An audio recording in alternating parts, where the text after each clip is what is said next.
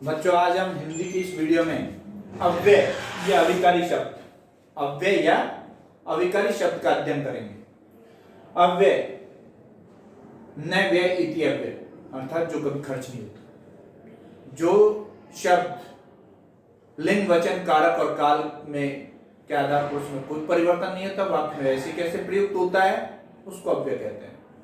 जैसे हम उदाहरण दें, आपने विज्ञान में पढ़ा होगा 9th-10th में, उत्प्रेरक, जो किसी क्रिया को कराने में तो सहायक होता है लेकिन स्वयं उसमें भाग नहीं लेता। इसी प्रकार ये अव्यय होते हैं जो वाक्य में जैसी स्थिति में है, मूल अवस्था में, उसी मूल अवस्था में प्रयुक्त होते हैं, उसमें कोई परिवर्तन नहीं होता। तो इसकी परिभाषा होगी, जिस शब्द में लिंग, वचन, कारक आदि के कारण रूप परिवर्तित नहीं होता, अर्थात कोई विकार उत्पन्न नहीं होता और वाक्य प्रयोग में सदैव एक जैसा रहता है, उसे अविकारी या अव्यय शब्द कहते हैं। अर्थात अव्यय, न व्यय इति अव्यय, अर्थात जो कभी खर्च नहीं होता, मूल अवस्था में रहता है, उसको अव्यय कहते हैं। अब इसके मुख्यतः 4 भेद होते हैं। अव्यय के मुख्यतः 4 भेद होते हैं। अविकारी भी इसको कहते हैं, अव्यय भी इसको कहते हैं। तो पहला है क्रिया विशेषण अव्यय। जो अविकारी शब्द क्रिया की विशेषता का बोध कराते हैं, उसे क्रिया विशेषण अव्यय कहते हैं। मतलब क्रिया की विशेषता, जो क्रिया है उसकी भी विशेषता का प्रकार बोध कराना। जैसे हम सर्वनाम विशेषण किसे कहते हैं, जो संज्ञा और सर्वनाम की विशेषता बताता है, लेकिन यहाँ क्रिया विशेषण है तो क्रिया की विशेषता बताता है। और यही परिभाषा है कि जो अविकारी शब्द क्रिया की विशेषता का बोध कराते हैं, क्रिया विशेषण अव्यय कहलाते हैं। जैसे उदाहरण, रमेश धीरे धीरे चलता है।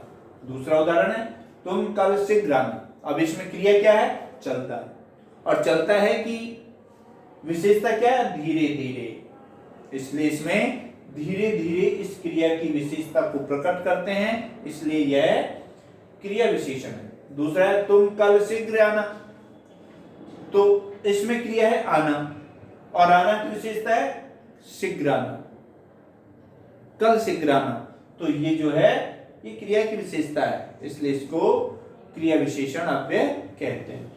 अब दूसरा है संबंध बोधक अव्यय। संबंध बोधक अव्यय, जिन अव्यय शब्दों के द्वारा वाक्य में संज्ञा या सर्वनाम का संबंध दूसरे शब्दों के साथ प्रकट होता है, उसे संबंध बोधक अव्यय कहते हैं।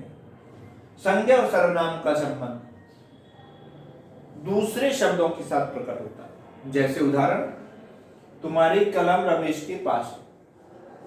अब यहां तुम्हारी कलम रमेश के पास है, पास शब्द क्या है, दोनों से संबंध प्रकट कर रहा है। किसकी कलम है, रमेश की। किसके पास, तुम्हारी कलम रमेश के पास है, तो ये संबंध बोधक दोनों को जोड़ रहा है, संबंध बोधक अव्यय है। घर के सामने बड़ा चबूतरा है।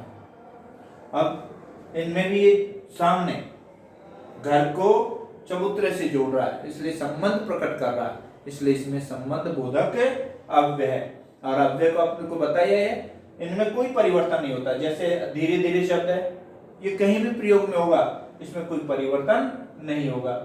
जैसे कल शीघ्र, कहीं भी प्रयुक्त करो किसी भी वाक्य में, वो इसी रूप में परिवर्तन होता है, इसमें कोई परिवर्तन नहीं होता, इसलिए इसको न व्यय, कोई खर्च नहीं होता, जैसा है वैसा का वैसा मूल अवस्था में रहता है। इसीलिए पास में भी कोई परिवर्तन नहीं होता और सामने में भी कोई परिवर्तन नहीं होता, इसलिए ये कोई क्रिया विशेषण अव्यय है, संबंध बोधक अव्यय है। और आगे जब हम पढ़ाएंगे तो इसके 2 भेद हैं, वो आगे पढ़ाएंगे।